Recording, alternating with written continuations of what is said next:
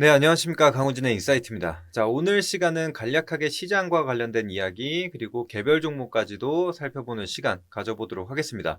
자, 영상 시작 전 채널 구독과 영상 좋아요 버튼 눌러주시면 감사하겠습니다.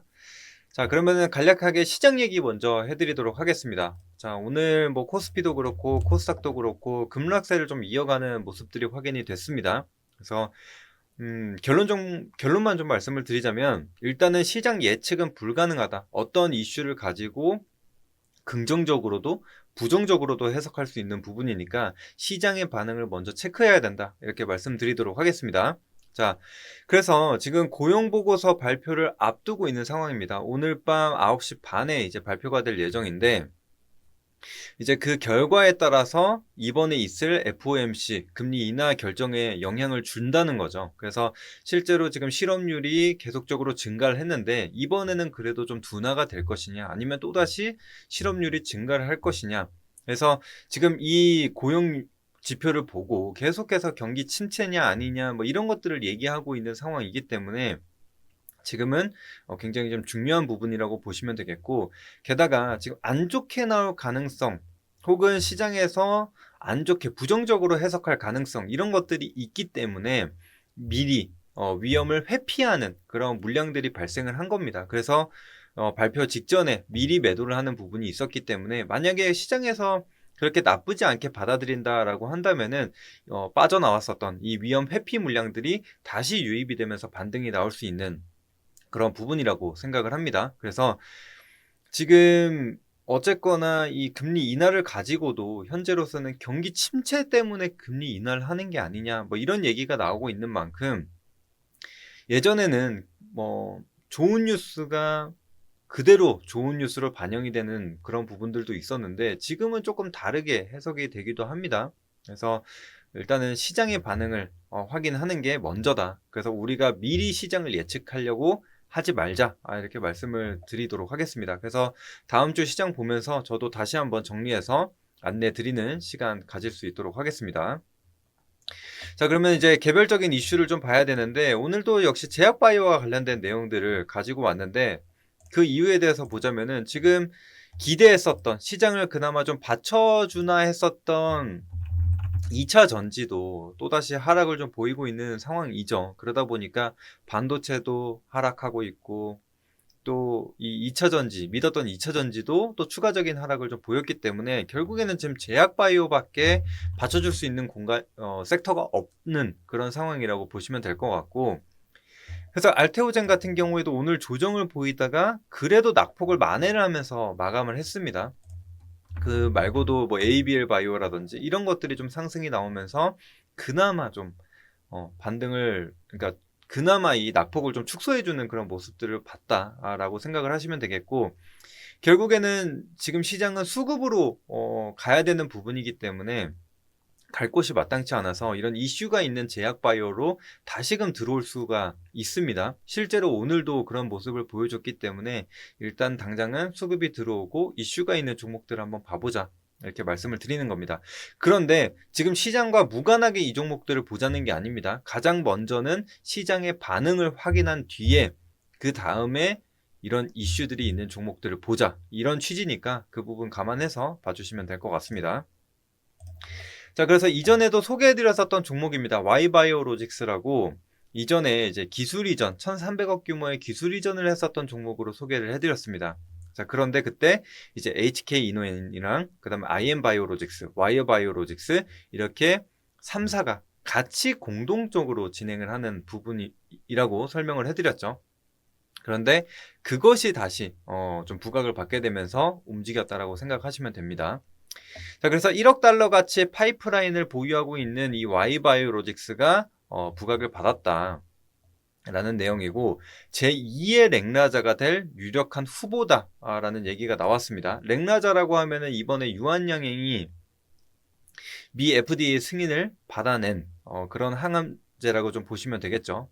그래서 처음으로 이 미 FDA를 넘은 국내 첫 이 항암 신약이라고 봐주시면 되는데, 그만큼 좀 의미가 있다라고 생각이 들고, 또 렉나자와 비교할 정도로 좀 이 시장에서는 크게 관심을 받을 수 있는 내용이라고 생각을 하시면 될 것 같습니다.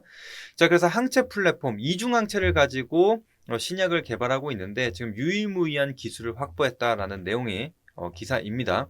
그래서 한국 기업 IM바이오로직스가 개발한 신약 후보 물질을 인수한 미국 바이오텍이 시리즈 A 단계에서 1억 달러 규모의 투자 유치를 성공했다. 뭐 이런 내용들이 있는데 앞서 말씀드린 대로 HK 이노엔과 Y바이오로직스도 공동 개발을 한 내용입니다. 그래서 앞으로 뭐 마일스톤에 대한 기대감 여전히 좀 남아있는 상황이라고 좀 보시면 되겠고, 그 안에 뭐 쭉쭉 내려가 보시면은 결국에는 이 파이프라인을 가지고 뭐 계약금이 얼마고 뭐 기술 이전한 금액이 얼마고 이런 내용들이 좀 포함이 되어 있습니다.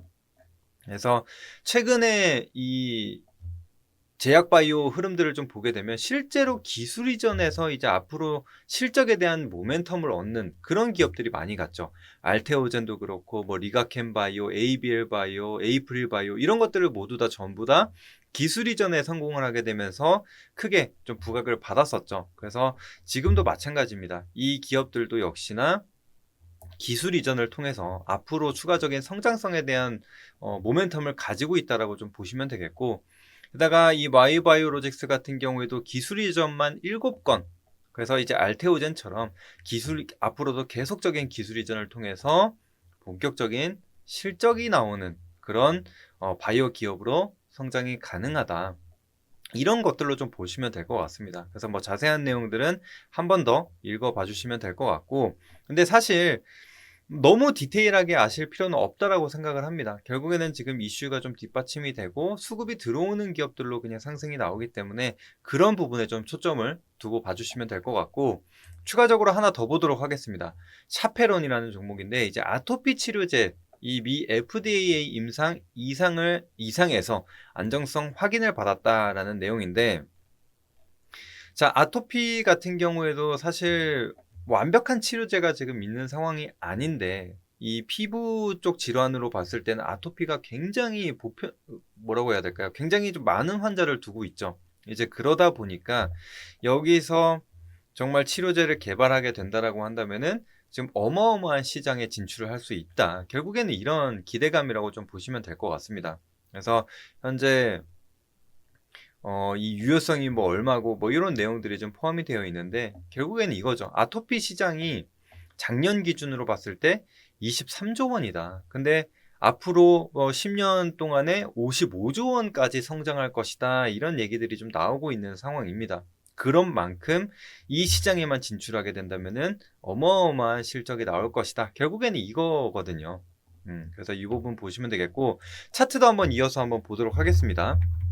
자, Y바이오로직스 차트를 한번 보시게 되면 이전에도 우리가 이 처음에 기술 이전 가지고 소개를 드릴 때 박스권 흐름에 대한 부분을 안내를 드렸거든요.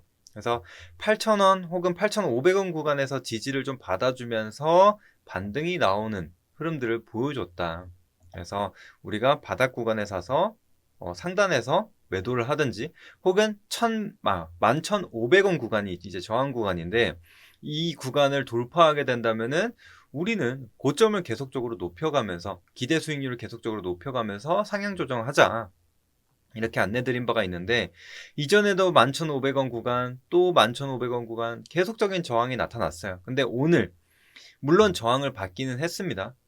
그랬는데 그래도 오늘 시장이 안 좋음에도 불구하고 두 자릿대 상승을 유지를 해줬고, 거래량을 보시더라도 거의 250만 주 가까운 거래량이 발생을 하면서 전일 대비 2000%의 거래량이 발생을 했습니다. 그래서 유의미한 거래량으로 좀 볼 수가 있기 때문에 한 번 더 지켜보자. 그래서 여기서 11,500원 상단에서 자리를 잡아준다라고 한다면은 뭐 이전 고점 구간 13,000원 구간까지도 열어두고 볼 수 있는 자리가 되겠죠. 그래서 이대로만 보시면 되겠고, 또 추가적인 조정이 나온다? 그러면 8,000원에서 8,500원 구간을 크게 이탈하지 않으면은 다시금 이 박스권 매매로 접근을 해볼 수가 있습니다. 그래서 Y바이오로직스는 계속 지켜봐 주시면 되겠고, 또 샤페론도 한번 보고 가도록 하겠습니다. 샤페론도 한번 보시게 되면은 지금 이전 고점 구간까지 올라온 게 확인이 되죠. 그래서 3,000원 구간을 크게 이탈하지 않으면은 역시나 추가적인 추세가 이어질 가능성을 가지고 있다라고 보시면 되겠고, 거래량만 보더라도 얼마 전에 4천만 주 이상의 거래량이 한번 발생을 했죠. 근데 오늘도 적지 않습니다. 2천만 주의 거래량이 발생을 했다. 그래서 사실 이 지금 3,000원이라는 가격대에서 저항을 여러 차례 좀 받았습니다. 이전에는 좀 바닥을 다진 가격대이기도 하다 보니까 매물이 제법 쌓여 있어요. 그런데 지금 이렇게 두 차례 대량 거래량이 발생을 하게 되면서 물량을 일부 소화를 해줬다. 그래서 추가적인 상승을 한번 기대해 볼 수 있는 자리다. 이렇게 말씀을 드리는 겁니다. 그 다음에 지금 추세를 보더라도 계속 우하향하고 있었는데, 최근 들어서는 이 120일 이평선, 장기 이평선도 아래로 많이 깔려준 상황이고 수렴한 자리죠. 그래서 본격적으로 정배열로도 전환할 수 있는 자리이기 때문에 같이 한번 봐주시면 될 것 같습니다. 그래서 다시 한번 말씀드리지만 지금은 시장 상황, 시장 반응을 체크하는 게 먼저입니다. 그래서 시장 상황 먼저 체크하고 거기서 좀 안정적인 흐름을 찾아간다라고 한다면은 이렇게 이슈가 있고 혹은 이전에 수급이 들어왔었던 종목을 같이 봐주시면 될 것 같습니다. 자, 오늘은 내용 여기서 마무리하도록 하겠고요. 다음에 시장 관련된 내용 혹은 뭐 새롭게 섹터나 뭐 테마 볼만한 게 있다라고 한다면은 정리해서 안내 드리도록 하겠습니다. 시청해 주셔서 감사합니다.